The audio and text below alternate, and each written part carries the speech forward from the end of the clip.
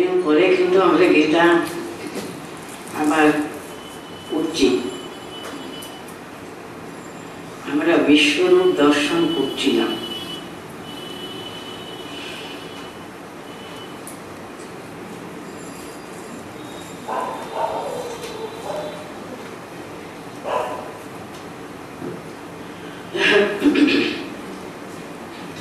একাদশ অধ্যায়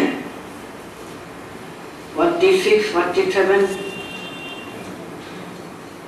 মানে ভগবানের যে সে বিশ্বরূপ সে ভয়ঙ্কর। অর্জুনের মনে হলো সেটা আর দেখা যাবে না, তার জন্য উনি ভগবানের কাছে প্রার্থনা করলেন, আমি সেই রূপ দেখতে চাই। কিরীটিনাম গদিনাম চক্রহস্তম ইচ্ছামি ত্বাম দ্রষ্টুমহং তথৈব তেনৈব রূপেণ চতুর্ভুজেন সহস্রবাহু ভব বিশ্বমূর্তি। এখন এই ব্যাপার নিয়ে অনেক অনেক মতবাদ আছে। যেমন এখানে অর্জুন বলছেন, তোমার সেই চতুর্ভুজ মূর্তি আমি দেখতে চাই। অথচ আমরা জানি ভাগবতে কিংবা অন্যান্য কৃষ্ণ লীলা আমরা কি পড়ে থাকি, তিনি দ্বিভুজ মূর্তি রূপেও তিনি সাধারণভাবে সর্বদা তাকে আমরা দেখতে পাই। কিন্তু অর্জুনের ইষ্টমূর্তি ছিলেন সেই চতুর্ভুজ মূর্তি ভগবান শ্রীমন নারায়ণ।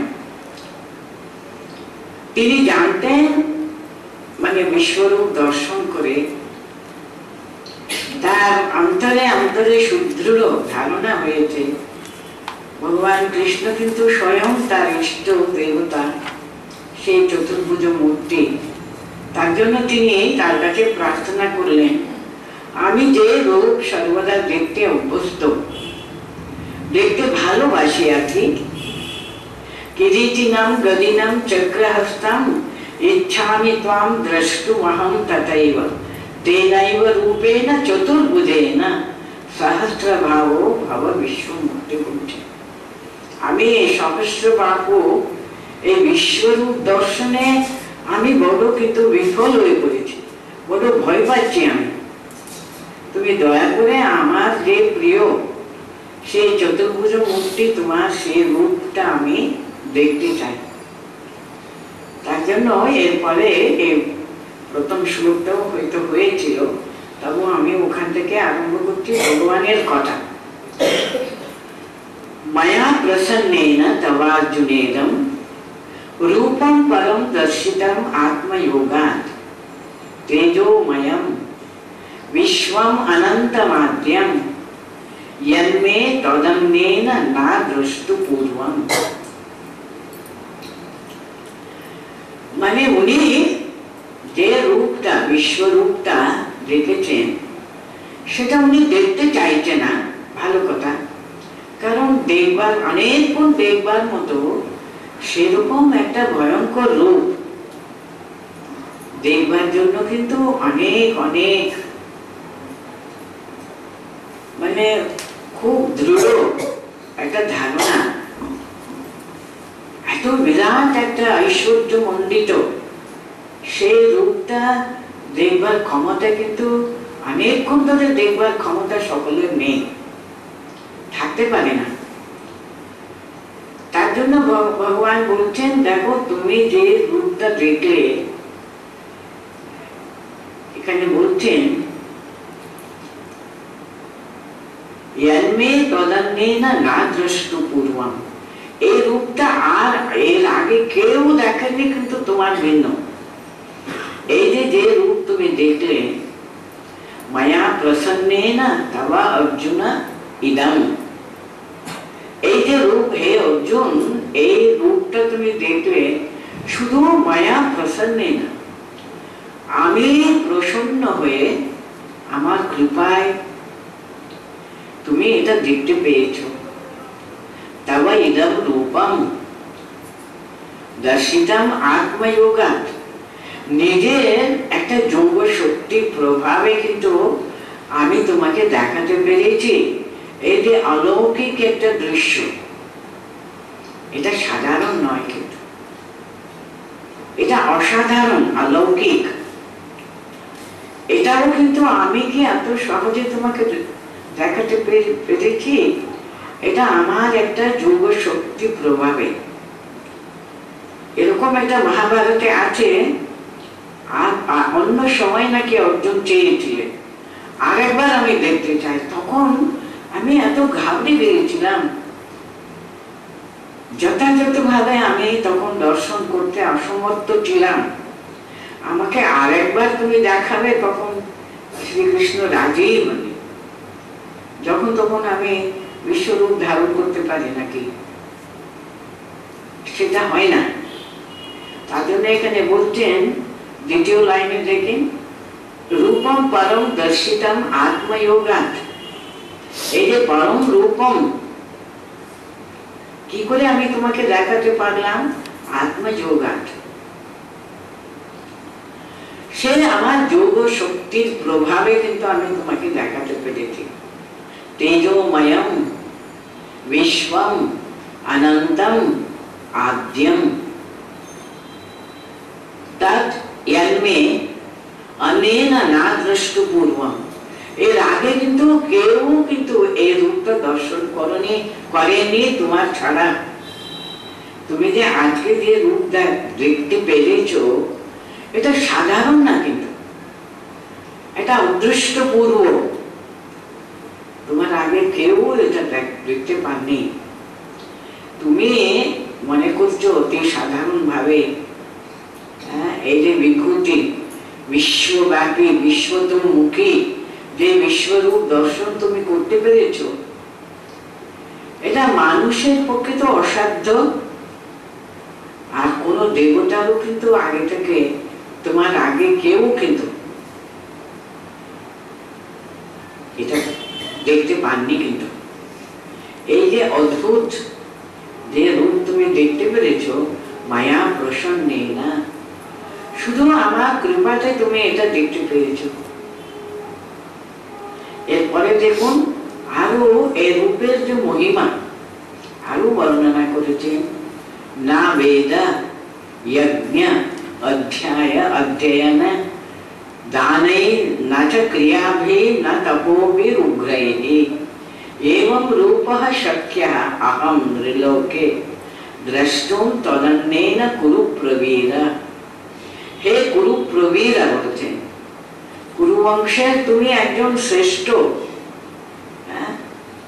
হে কুরু প্রবীর অর্জুন, এই যে রূপ তুমি যেটা দেখলে, সেটা কিন্তু বেদ অধ্যয়ন অনেক করলে তুমি, আর যজ্ঞ দান ইত্যাদি ইত্যাদি করেছ, আরো অন্যান্য সমস্ত যজ্ঞ ক্রিয়াগুলো আছে আর কি, সেসব তুমি অনুশীলন করেছ। ক্রিয়া না তপোবির উগ্রেই, তুমি অনেক তপস্যা করেছ, উগ্র তপস্যা গুলো করেও কিন্তু তুমি এই রূপটা দেখতে পারবে না। অর্জুন যে এত সহজে বলে দিচ্ছেন আমি এই রূপটা দেখতে পাচ্ছি না, দয়া করো তুমি এটা আমার চোখের সামনে দিয়ে সরিয়ে দাও, আমি পাচ্ছি না এই রূপ দেখতে। যাতে অর্জুন যেন সেই রূপের যে মহিমা, সে কোন রকমের সেটা খর্ব না করে, এত সহজে আমি দেখতে পেয়েছি বলে ওটা সামান্য যাতে না মনে করে, সেটা কি অসাধারণ, কি অলৌকিক, সে অদ্ভুত সে রূপ, তার প্রাধান্য, তার মহিমা বর্ণনা করবার জন্য উনি এখানে বলছেন না বেদ না যজ্ঞ অধ্যয়ন না দাनै না চ ক্রিয়াভি না তপোবির উগ্রৈঃ। অনেক উগ্র তপস্যা করতে তুমি, অনেক রকমের তুমি যজ্ঞ ক্রিয়াগুলো, অনেক নাকি যজ্ঞ বিধি কল্প ইত্যাদি ইত্যাদি অনেক তো আছে, সেসব তুমি করতে পেরেছো বলে এটা দেখতে পেয়েছো তা কিন্তু নয়। অনেক বেদ অধ্যয়ন, অনেক যজ্ঞ জাগাদি করেছো, অনেক দান করেছো, অনেক রকমের ক্রিয়া কৌশল অনেক তপস্যা, উগ্র তপস্যা, কঠিন কঠোর তপস্যা করেছ, কোন দ্বারাও কিন্তু এই রূপ দর্শন করা সাধ্য না। অনেক সময় এসবগুলো ক্রিয়াগুলো করলে এই ফল বলে ইত্যাদি ইত্যাদি আছে, কিন্তু কোনো ব্যাপারে কিন্তু তুমি এই যে রূপ দর্শন করলে মানে এটা অত্যন্ত অমূল্য, এটা অমোঘ অমূল্য দর্শন তুমি আজকে পেয়েছ। এই দর্শনের কথাটা কিন্তু অতি সাধারণ মনে করলে কিন্তু চলবে না। এটা বলবার জন্য এত কথা এখানে ভগবান তাকে বুঝাচ্ছেন। এবং রূপম রূপঃ শক্য অহম ত্রিলোকে দ্রষ্টুম তদান্যেন কুরু প্রবীরা। এসবগুলো করে অন্য কেউ যে এই রূপ দেখতে পেয়েছ এটা কোনো কারণেও হয়নি, কিন্তু কেউ পারেনি। এত এত এত সহস্র বছরের যুগ যুগ ধরে এইসব করে মানুষ যে তোমার এই রূপটা দেখতে পেয়েছে সেরকম একবারও একটা দৃষ্টান্তও কিন্তু নেই। এত সহজে লভ্য কিন্তু এরূপ নয়। কিন্তু তার জন্য এই যে শ্লোকে তিনি দেখাতে চাইছেন, না বেদঃ না যজ্ঞ না অধ্যয়নেন না দানৈঃ না চ ক্রিয়াভিঃ না তপোভিরুগ্রৈঃ এবং রূপঃ শক্যः অহম ত্রিলোকে দ্রষ্টু তদন্যেন কুরু প্রবীর। হে কুরু প্রবীর অর্জুন, এই যে তুমি যে রূপটা আজকে দর্শন করলে এটা কিন্তু আমার দ্বারা কেউ কিন্তু এর নরলোকে এর আগে অনেক বেদ অধ্যয়ন করেছে, অনেক উগ্র তপস করেছে, বহু দান, বহু অনেক রকমের শ্রেষ্ঠ কাজকর্ম ইত্যাদি করে এই রূপ দেখতে পেয়েছে কি এর আগে কেউ পারেনি। এবং রূপঃ শক্য দ্রষ্টুম, এই রূপটাকে দেখবার দিয়ে কেউ কিন্তু পারেনি কিন্তু এর আগে, এটা মনে রাখবে তুমি।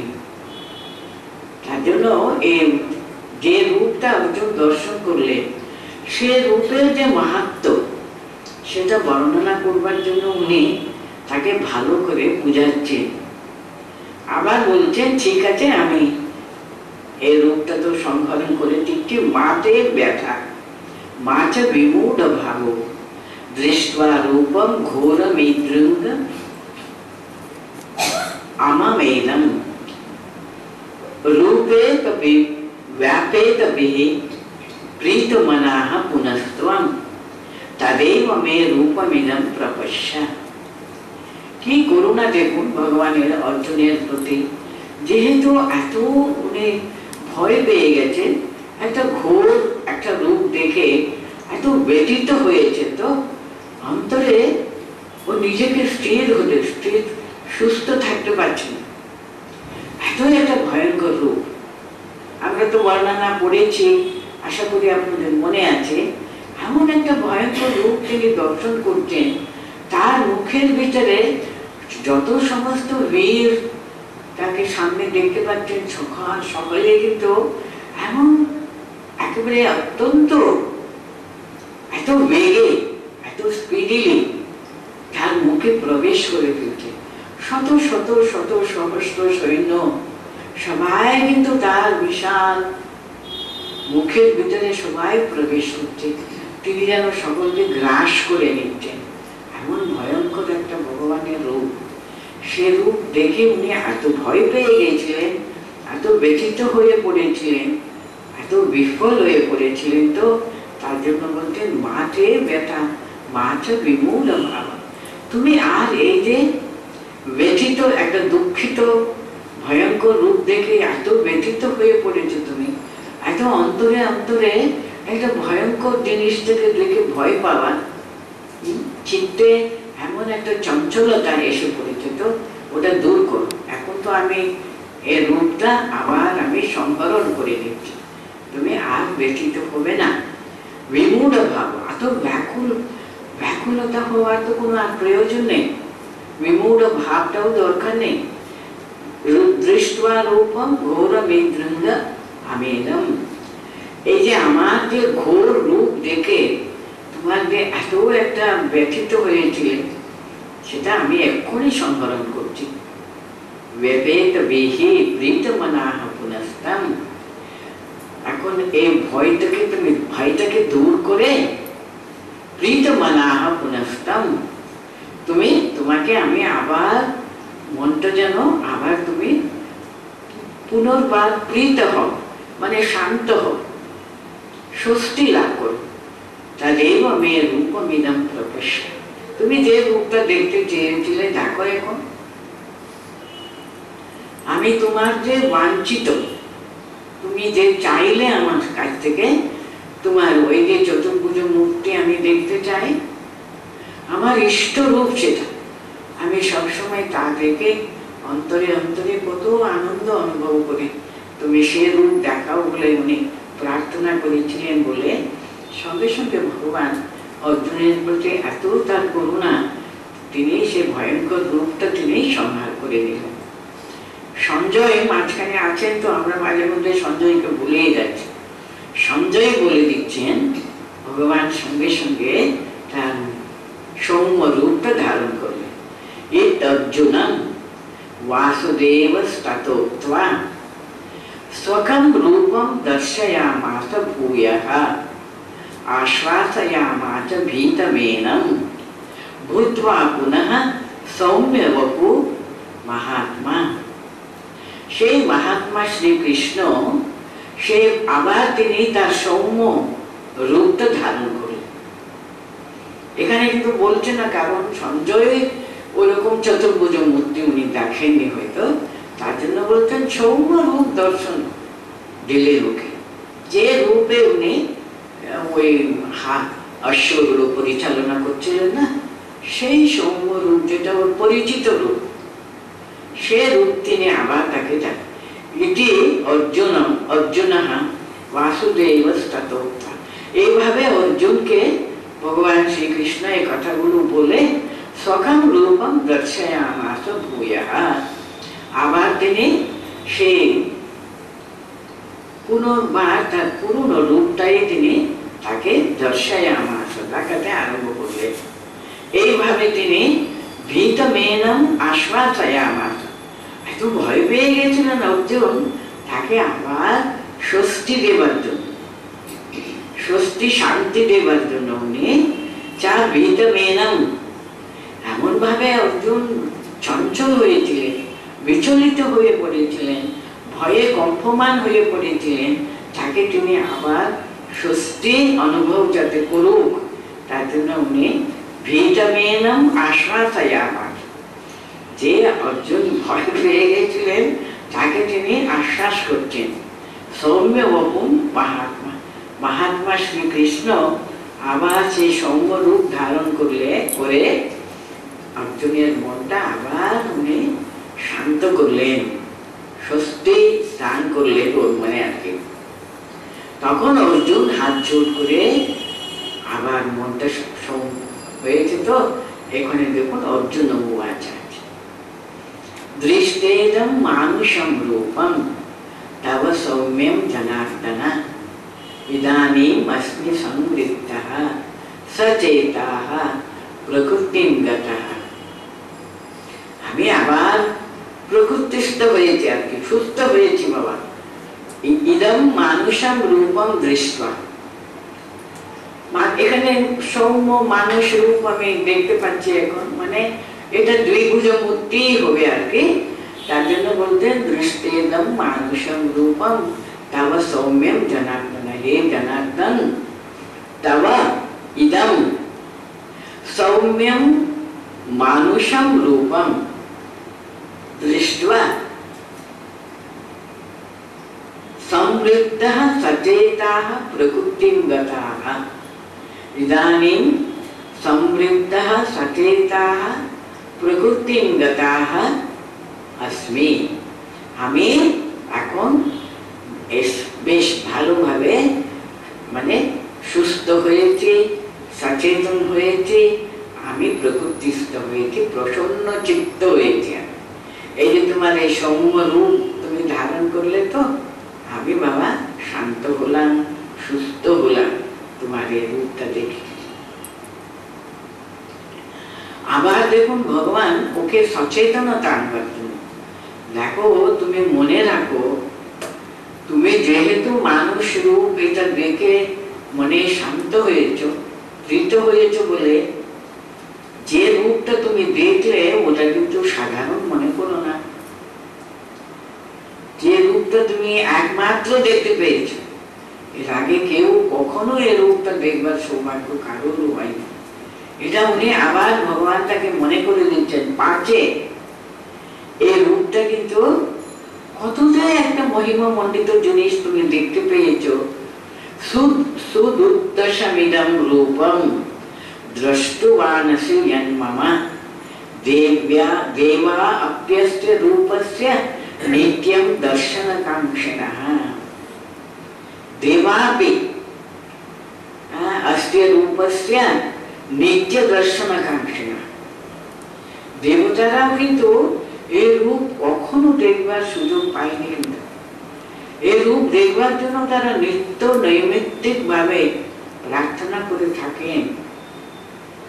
সোজা না তুমি, যেটা নিত্য দর্শনের ওরা এমন আকাঙ্ক্ষা তাদের, তারা দর্শন করতে পারছে না।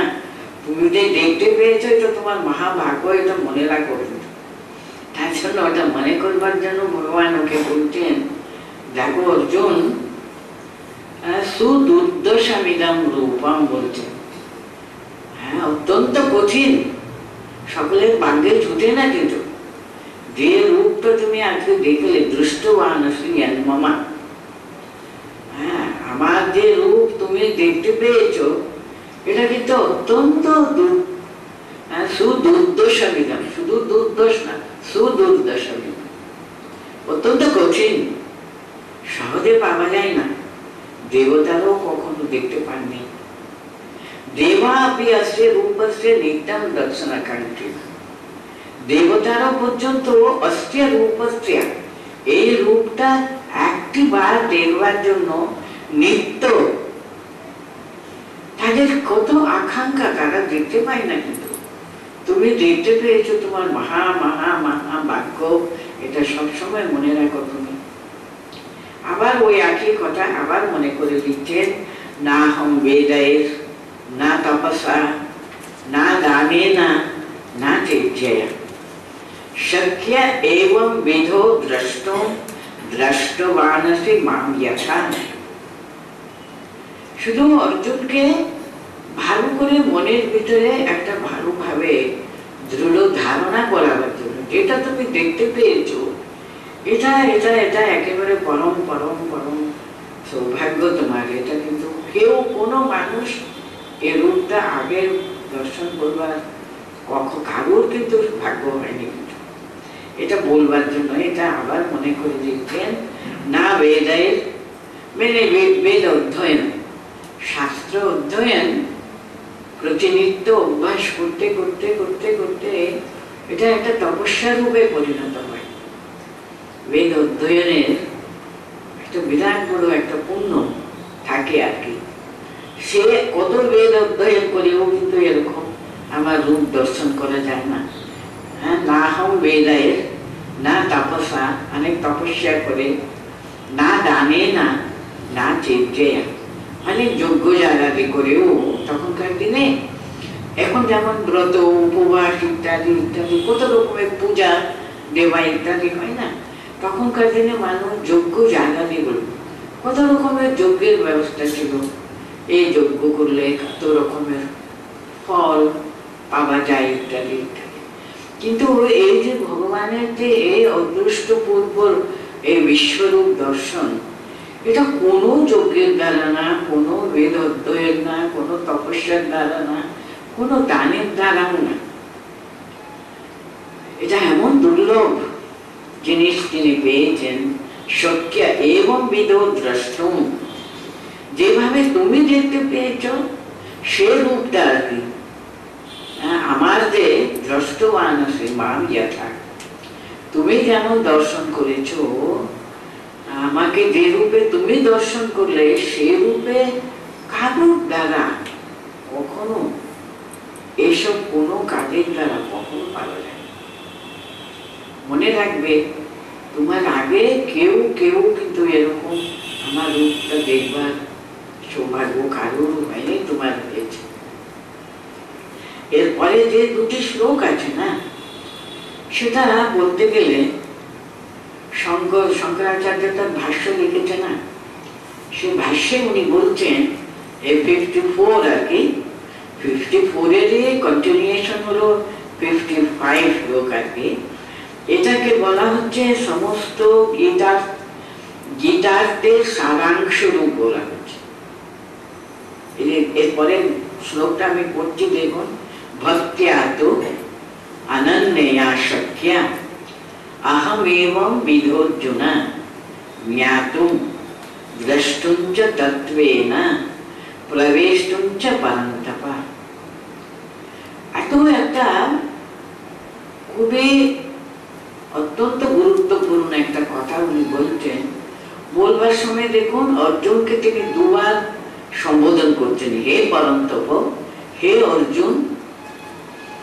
কেন বলতে এত একটা গুরুত্বপূর্ণ কথা না, সেটা কতবার যে উনি তার নামটা দুবার উচ্চারণ করলেন আর কি। হে অর্জুন, হে পরন্তপ, ভক্ত্যা তো অনন্যয়া শক্যা আহম এবং বিধো অর্জুন। আমাকে এরকম ভাবে জানা, এটা কিভাবে সাধ্য হতে পারে? ভক্ত্যা তো অনন্যয়া শক্যা, অনন্য ভক্তির দ্বারা ছাড়া এরকম ভাবে আমার রূপ দর্শন করা, জ্ঞাতম দ্রষ্টুম চ তত্ত্বেন প্রবেষ্টুম চ পরন্তপ। ধারণা করা, তার প্রথম দর্শন করা দ্রষ্টুম, তারপরে জ্ঞাতম, তারপরে তত্ত্বেন প্রবেষ্টুম চ পরন্তপ। যথার্থভাবে আর কি তার স্বরূপটা ভালো করে আগে জানতে হবে, তারপরে সাক্ষাৎ ভাবে তাকে দর্শন করতে হবে। শুধু কি তাই, শেষে তত্ত্বতঃ প্রবেষ্টুম চ,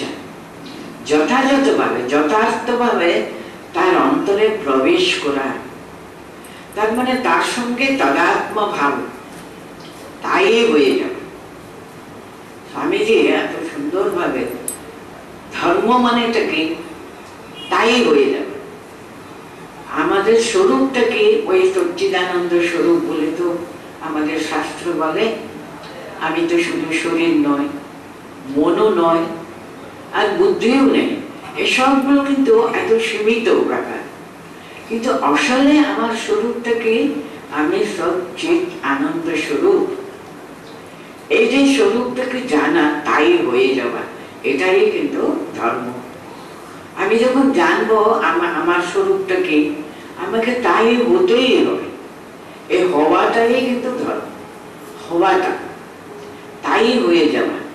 দেখুন প্রথম হলো জানা, জানতে হবে আমার স্বরূপটা কি, তাকে অন্তর থেকে দ্রষ্টুম, তাকে যথার্থভাবে বুঝে নেবা।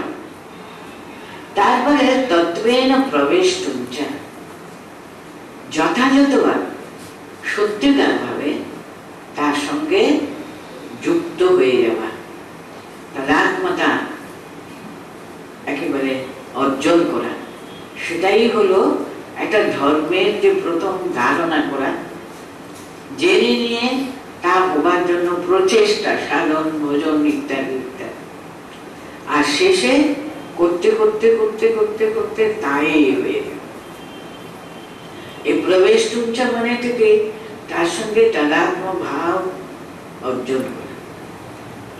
আমরা ভগবানকে প্রথম দূরে, তিনি আলাদা, আমি আলাদা, কত ভাবে, তাই না? প্রথম দেখুন আমরা ভগবানের সঙ্গে কত রকমের সম্পর্ক। তিনি আমার বাবা মা, আমি তার সন্তান, কিংবা তিনি গুরু, আমি তার শিষ্য, তিনি পূর্ণ, আমি তার একটা অংশ। এইভাবে এইভাবে এইভাবে চিন্তা করতে করতে করতে আমরা এগোবো, এগিয়ে কি হবো, তাই হয়ে যাবে। তার সঙ্গে তাদাত্মতা, প্রবেষ্টুম চ মানে তাই, তার সঙ্গে যুক্ত হয়ে যাওয়া, তার ভিতরে প্রবেশ করা, মানে আলাদা কিছু তো নয়, তাই হয়ে গেল। এটাই ওখানে জ্ঞাতম দ্রষ্টুম চ তত্ত্বেন প্রবেশতুম চ পরন্ত। এটা কেমন করে সাধনা করব আমরা, কেমন ভাবে এই পথে এগোবো, এর পরের শ্লোকে দেখবেন সে আমাদের সাধনা কি কি ভাবে এটা আমরা শেষ পর্যন্ত লাভ করতে পারবো। তাই বলছেন মত কর্মকৃত মত পরমো মত ভক্তঃ সাঙ্গবর্জিতঃ নির্বৈরঃ সর্বভূতেষু यस मामेति पांडव। এই তত্ত্বেন প্রবেশতুম চ, সেটা হলো ইয়া সা মামেতি পাণ্ডব। সে দুটো তো একই কথা, মামেতি আমাকে পেয়ে যাবে, আমার সঙ্গে যুক্ত হয়ে যাবে, তত্ত্বতঃ প্রবেশতুম চ হয়ে যাবে। এটা কেমন করে হবে? প্রথম হলো মত কর্মকৃত, সমস্ত কর্ম। আমি জগতে যখন বাস করি, আমি তো কর্মকে দুটো ভাগ করতে পারবো না। আমি ফুল তুলবো, চন্দন ঘষবো, ঠাকুরের জন্য যা কাজ করবো সেটাই শুধু কি আমার কর্ম? সবাই আমরা কি শুধু ওইটুকু কাজ করলে কি আমাদের সবকিছু চলে যাবে? কি তা তো হয় না। আমাদের জগতে বিভিন্ন বিভিন্ন জায়গায় আছি, বিভিন্ন কাজে কর্মে লিপ্ত আছি, সেই সব কর্ম তো আমাদের করতেই হবে। সংসারে যেখানে আমাদের যে কর্মের ভিতরে আমরা প্রতিষ্ঠিত, সে সাধন বলতেন মত কর্মকৃত, মানে সমস্ত কর্ম তারই কর্ম। সকল কর্ম,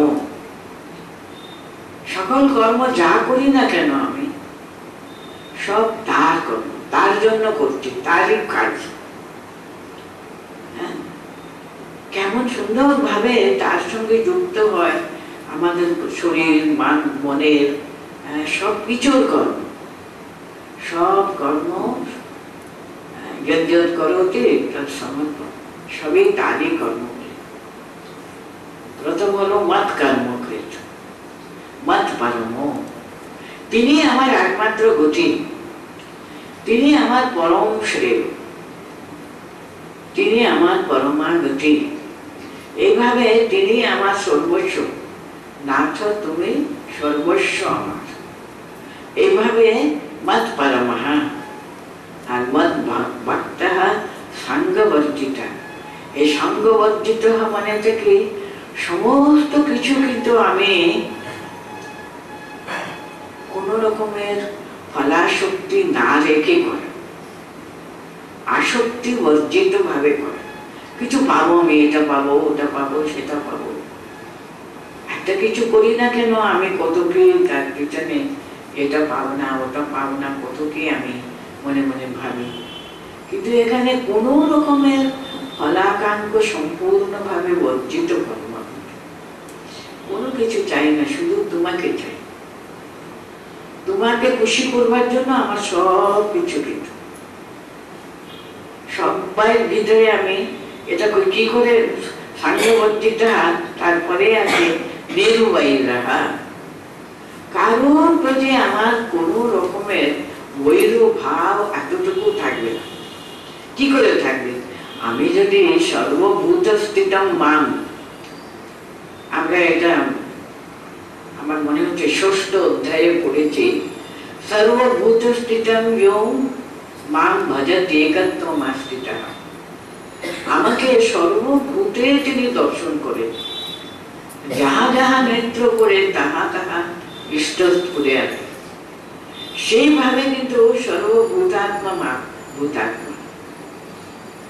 এইভাবে সমস্ত সব জায়গাতে, সব মানুষের ভিতরে, সমস্ত বস্তু, সবকিছু, জীব জন্তু যা সব যাহা যাহা নেত্র করে বললাম আমি, সব জায়গাতে শুধু তাকিয়ে দেখবো, সব মানুষের ভিতরে তাকিয়ে দেখবো। তাহলে কার সঙ্গে আমার বৈর ভাব থাকতে পারে? কারোর সঙ্গে তো নির্বৈরঃ, তার জন্য বলেছেন সর্বভূতেষু নির্বৈরঃ।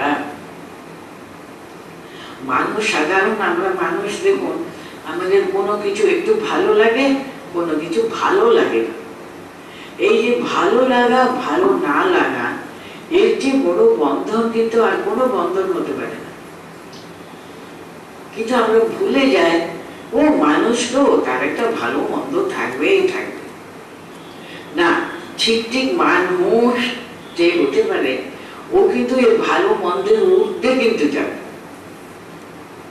সে ভালো মন্দের গণ্ডির ভিতরে আর থাকবে না কিন্তু। কারণ যাহা যাহা নেত্র পরে হয়ে গেছে তার অবস্থা, সেটা যতক্ষণ না হয় ততক্ষণ কিন্তু এই সর্বভূত স্থিত ভিয়মান ভজত একত্র মাতৃতা হতেই পারে। সমস্ত সব জীব জন্তু সব মানুষ সকলের ভিতরে আমি শুধু তাকেই দেখবো, তারই দর্শন পাবো, তিনি ছাড়া আর কোথাও কেউ নেই। সেরকম যদি আমাদের দৃষ্টিটা ওখানে আছে, সর্বাবস্থায় তিনি থেকেও কিন্তু যোগী ময়ী অবস্থাতে বলেছেন। উনি যে অবস্থা থাকুন না কেন, উনি আমাদেরই আছেন, আমার অন্তরে রয়েছেন। সেখানে ষষ্ঠ অধ্যায়ে ভগবানের কথা এটা, সর্বভূতস্থম ইয়ো মাম ভজতে একত্বমাস্থিতঃ। এইভাবে কিন্তু উনি উপায়টাও বলে দিয়েছেন।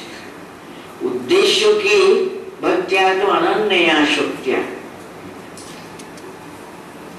ঠিক আছে, ঠিক আছে, ভক্ত্যা তো অনন্যয়া শক্তিয়া अहमेवं विदोर्जुन ज्ञातुं दर्शन द्रष्टुं च तत्त्वेन प्रवेष्टुं च परन्तप। এটা হলো আমাদের মানে লক্ষ্যটা, উদ্দেশ্য। কোন উদ্দেশ্য মানুষের জন্ম? সেটা হলো জ্ঞাতুং দ্রষ্টুং চ তত্ত্বেন প্রবেষ্টুং চ ধনঞ্জয়। সেটা মার্গটা কেমন ভাবে এগোবে? মত কর্মকৃত, মত পরমো, মত ভক্তঃ, সঙ্গবর্তিতঃ। আমরা ভক্ত হব, কিন্তু কত আমাদের এই চাই ওই চাই, কত কত ফলাফলের দিকে আমাদের কত সবসময় আসক্তি থাকে, তাই না বলুন তো? আমরা সকালবেলা ভগবানের কাছে বসে একটা লিস্ট আমি আগেই প্রথম পেশ করব, এই বাবা আজকে করে দিতে হবে। এই ফলাশক্তিটা সম্পূর্ণভাবে আমরা অর্জন করে শুধু তুমি তুমি তুমি না, শুধু তোমাকে আমি পেতে চাই, তাতে সম্পূর্ণ মনটা লাগিয়ে আমরা তাকে ভজনা করা, তার সঙ্গে যুক্ত হওয়া।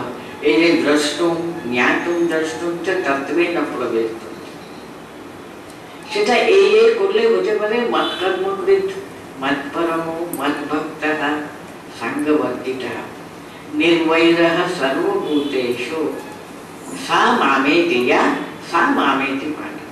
সে আমাকে সম্পূর্ণভাবে, তিনি আমার ভিতরে প্রবেশ করবেন, মামেতি আমাকে পাবেন। তখনই আমরা সর্বত্র সমদর্শী হব। কখন? নির্বৈরঃ সর্বভূতেষু মামেতি পাণ্ডব। এইভাবে এই অধ্যায়ের যে এই দুটি শ্লোক কিন্তু সমস্ত গীতার্থের একেবারে সার সর্বস্ব, সারাংশ।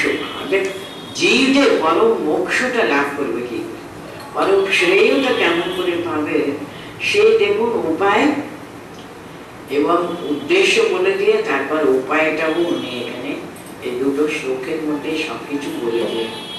যদি আমরা গীতার যে সার এই দুটি শ্লোকটাও যদি মনে রাখতে পারি, তাহলে আমরা গীতার সার সর্বস্বটা মনে রাখতে কিছু অসুবিধা হবে না। এত সহজে আমাদের কাছে উনি তুলে ধরেছেন, ভক্ত্যা তো অনন্যয়া শক্তিয়া অহমেব বিদোর্জুন। দেখুন অন্তরে, অন্তর থেকে তাকে যদি আমরা ভক্তি করতে পারি, ভালোবাসতে পারি, তখন তিনি কৃপা করবেনই করবেন। তখন জ্ঞান প্রবেশ সবই তো হয়ে যেত। যদি এখানে মানুষকে আমরা অহেতুক তার প্রতি যদি এই যে ভক্তি এত অনন্যা, অনন্যা ভক্তি, এই অনন্যা ভক্তির কথা আমরা আরো অনেকবার এরপরে পড়বো। অনন্যা ভক্তির কথাটা এরপরে দেখবেন 12 অধ্যায় হলো ভক্তি যোগ। সেখানে ভক্তির কথাই কিন্তু এই যে সূত্রাকারে এখানে বললেন, ওই পুরো অধ্যায়ে কিন্তু শুধু ভক্তির কথাই কিন্তু বলবেন। তার জন্য নামই আছে ভক্তি যোগ বলে, অনন্যা ভক্তি। ভক্ত্যাদ অনন্যয়া শক্য अहम एवं विधोर्जुन। এইভাবে কোন ভাবে? জ্ঞাতুম দ্রষ্টুম চ তত্ত্বেন প্রবেশতুম চ পরন্তর। তার করবার উপায়গুলো বলে দিলেন। মত কর্ম কৃত, মত পরম, মত ভক্তঃ, সাঙ্গবর্তিতঃ। অনাসক্ত ভাবে তাকে ভালোবাসুন। কোন রকমের ফলাশক্তি আমাদের মনে যেন প্রবেশ না করে, তার সঙ্গে সঙ্গে সর্বভূতেষু তার উপস্থিতি সর্বদা মনে করে সে শেষে আমাকে প্রাপ্ত হবে। তার জন্য আমরা এই দুটি শ্লোকটা যেন সর্বদা মনে রাখতে পারি, তাহলে গীতার সার সর্বস্ব কিন্তু আমাদের ধারণা করতে এতটুকু অসুবিধা হবে না। এখানে 11 অধ্যায়টা কিন্তু শেষ হচ্ছে ওই ছাত্রটা। আমি আজকে ভগবান উবাচ থেকে যেটা পড়লাম আমরা ওটা পড়ে শুনিয়ে দেব। ময়া প্রসন্নেন তমার্জুনেদম রূপম পরম দর্শিতম আত্মযোগাৎ তেজোময়ম